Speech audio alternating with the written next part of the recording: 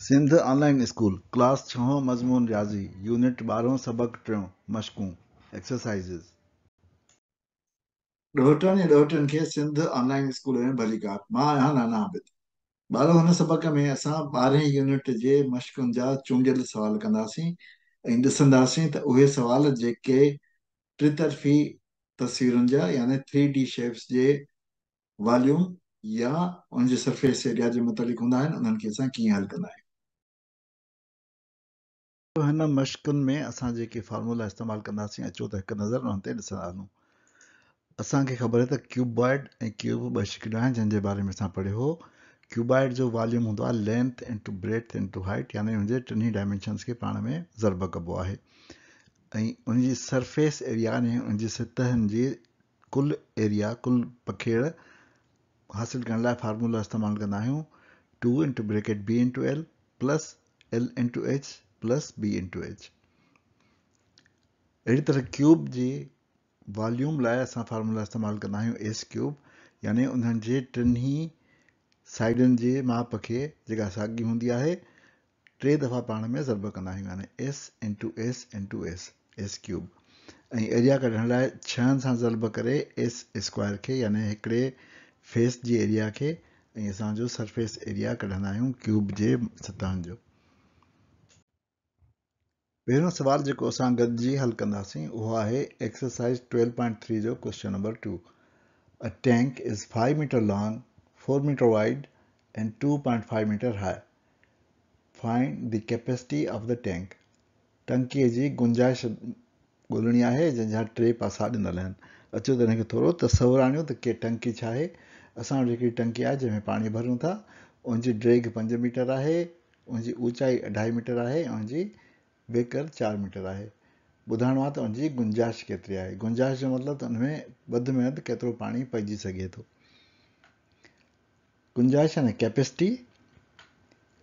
Capacity उनजी गुंजाइश हूंदी आहे, यानी केतिरो वधि में वधि पाणी पइजी सघे थो ऐं उहो छा हूंदो आहे, उहो हुनजो वॉल्यूम हूंदो आहे यानी हुजम हूंदो आहे। सो असां जेकॾहिं टंकीअ जे हुजम खे ॻोल्हियूं त असां हिन सुवाल जो जवाबु ॻोल्हे सघूं था। टंकीअ जो हुजम असां लहंदासीं फार्मूले सां जेको असां ॾिसी आयासीं, breath into length into height, यानी 3 डायमेंशन्स पाण में ज़रब करणा आहिनि। ज़रब कईसीं 4, 5 ऐं 2.5 ऐं असांखे 50 क्यूबिक मीटर हुनजो वॉल्यूम मिली वियो। यादि रखिजो त हमेशह वॉल्यूम खे क्यूबिक मीटर में या क्यूबिक सेंटीमीटर में क्यूबिक यूनिट्स में रखिबो आहे। अॻियां सवाल कंदासीं 10हों साॻी एक्सरसाइज 12.3 जो। Find the cost of painting of steel cube of each side 5.2 metre long at the rate of ₹15.5 per square metre. यानी असां वटि हिकिड़ो मुकब आहे स्टील जो जंहिंजी हर साइड 5.2 मीटर आहे। उनखे असांखे रंग करणो आहे। रंग वारो चए थो त मां ₹15.5 हिकिड़े स्क्वायर मीटर जा वठंदुसि। ॿुधायो त हिनखे रंग करण ते केतिरो ख़र्चो ईंदो। सभिनी खां पहिरीं त असां ॾिसंदासीं त असांखे रंग करण जो कमु केतिरो आहे, यानी असांजो सरफेस एरिया कुल केतिरो आहे जंहिंखे रंग करणो आहे। उन लाइ असां 6s स्क्वायर वारो फार्मूला इस्तेमालु कंदासीं। एस जी जाइ ते 5.2 रखंदासीं छो त हर साइड 5.2 आहे। त असांखे मिलंदो जवाबु A = 162.24 स्क्वायर मीटर्स। असांखे रेट बि हिते स्क्वायर मीटर में मिलियल आहे ऐं उनजे करे असां एरिया ॻोल्हियो आहे जेको स्क्वायर मीटर में आहे। हाणे असांखे टोटल कास्ट ॻोल्हणी आहे। हाणे असांखे कमु ख़बर पइजी वई त हेतिरो कमु आहे, हिकिड़े यूनिट जो रेट ख़बर पइजी वई त टोटल कास्ट करण लाइ असांखे छा करिणो पवंदो, जो एरिया ऐं रेट खे पाण में ज़रब करणी पवंदी। So cost = area multiply by rate. इहो कंदासीं त असां वटि एरिया जेको आहे उहो 162.24 आहे, रेट जेको आहे 15.5 आहे। ज़रब कईसीं त असां वटि जवाबु अची वियो 2514.72 रुपीज़, यानी ₹2514.72 ख़र्चु ईंदो हिन स्टील जे क्यूब खे रंग करण में। Question 7 exercise 12.3। If the cost of cake of dimensions 10 centimeter by 5 centimeter by 5 centimeter is ₹100, what is the cost of the cake with dimensions 20 centimeter by 15 centimeter by 15 centimeter? यानी जेकॾहिं हिकिड़ो cake जेको असां वटि वेकर ऐं drag में 5-5 centimetre आहे ऐं ऊचाईअ में 10 सेंटीमीटर आहे, उहो असांखे मिले थो 100 रुपए जो। त साॻे क़िस्म जो केक जंहिंजी वेकर ऐं ड्रेक 15 सेंटीमीटर हुजे ऐं ऊचाई 20 सेंटीमीटर हुजे, उहो असांखे केतिरे में मिलंदो? हिन में जेकॾहिं असां सोचूं त असां ॾिसी सघूं था त असांखे केक जी क़ीमत वॉल्यूम जे हिसाब सां मिलंदी। यानी जेतिरो वधीक हुजम हूंदो केक जो, ओतिरो वधीक हुनजी क़ीमत हूंदी। यानी क़ीमत हुनजे वॉल्यूम सां प्रोपोर्शनल हूंदी। यानी जेकॾहिं असां चऊं त V1 हिन केक जो वॉल्यूम आहे ऐं P1 हिन केक जी प्राइस आहे, त हीउ जेको केक आहे जंहिंजो वॉल्यूम V2 थींदो, हुनजी प्राइस थींदी P2। वॉल्यूम ऐं प्राइस, हुजम ऐं क़ीमत। हाणे असां ॾिसूं त असांखे मिलियल छा आहे। असांखे डेटा जेका मिलियल आहे, असांखे P1 मिलियल आहे, हिन जी प्राइस ॾिनल आहे 100 रुपया आहे। हिन जो वॉल्यूम ॾिनल आहे 1000 वॉल्यूम आहे। असां 3 डायमेंशन्स आहिनि, त उनजे करे असां उनखे पाण में मल्टीप्लाए करे ऐं वॉल्यूम कढी वठंदासीं। हीउ ॿियो केक जेको आहे, हिन जा बि असां वटि 3 डायमेंशन्स आहिनि। हिन जो वॉल्यूम असां कढी वरितो 4500 सेंटीमीटर क्यूब आयो। रिक्वायर्ड छा आहे? P2। असांखे हिन जी प्राइस ख़बर कोन्हे, उहा ॻोल्हणी आहे।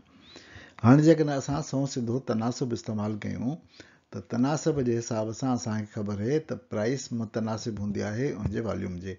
यानी P1 is to V2 is equal to P2 is to V2। यानी सिधो तनासिब आहे, उबतो तनासिब कोन्हे हिननि ॿिन्ही में।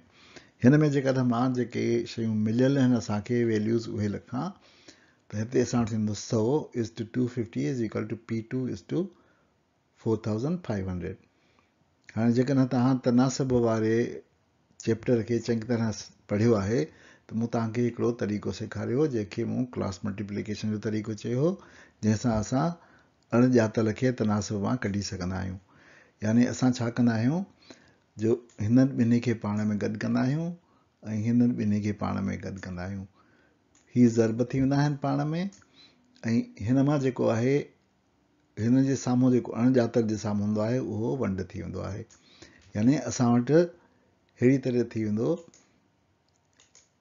जो P2 बराबरि थी वेंदो 100 ज़रबिया 4500, ऐं हिन 250 सां वंड थी वेंदो। असांजो जवाबु ईंदो 1800 रुपया। सो अहिड़ी तरह सां हिन केक जी क़ीमत कढी वरिती, जेको 1800 रुपया थींदी। हाणे असां रिव्यू एक्सरसाइज 12 जा कुझु सवाल तकड़ में हल कंदासीं। सवाल number 3, find the surface area ऐं वॉल्यूम ऑफ द फॉलोइंग। हिकिड़ो क्यूब आहे, हिकिड़ो क्यूबॉइड आहे, हिननि जो सरफेस एरिया ऐं वॉल्यूम कढणो आहे, यानी हुनजी मथाछिरे जी पखेड़ कढणी आहे ऐं हुनजो हजम कढणो आहे।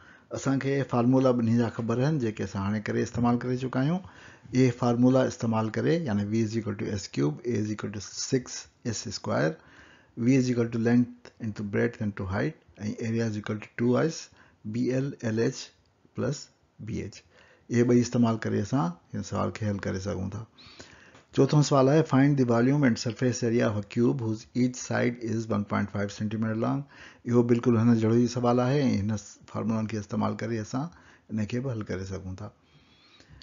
Find the cost of painting of an iron cuboid with dimensions 5, 6 and 7 metres at the rate of ₹100 per square metre. हिते स्क्वायर मीटर यादि करियो, उनजे करे जेकॾहिं स्क्वायर आहे त असांखे ख़बर आहे एरिया आहे। उनजे करे असांखे हिन क्यूबॉइड जो सरफेस एरिया कढी उन खां पोइ रेट सां मल्टीप्लाए करे ऐं कॉस्ट मालूम करणी आहे, जेको असां पहिरीं करे चुका आहियूं। सो हुन में ई फार्मूला इस्तेमालु थींदा। Question number 6, how much milk can be filled in a tank with dimensions of 6.5 metre, 2.7 metre and 10 metre. How much जो मतिलबु कैपेसिटी केतिरी आहे या उनजी गुंजाइश केतिरी आहे। असांखे ख़बर आहे त कैपेसिटी ऐं गुंजाइश असल में हुजम हूंदो आहे, जेको असां मालूम करे सघूं था फार्मूले सां V is equal to L into B into H। यानी हिन टिनी खे पाण में ज़रब करे असांखे जवाबु मिली वेंदो। ॿारो इन ते असां पंहिंजे अॼोके सबक जी पुॼाणी था कयूं। नाना आबिद खे इजाज़त ॾियो, वरी ॿिए सबक में मिलंदासीं। ख़ुदा हाफ़िज़।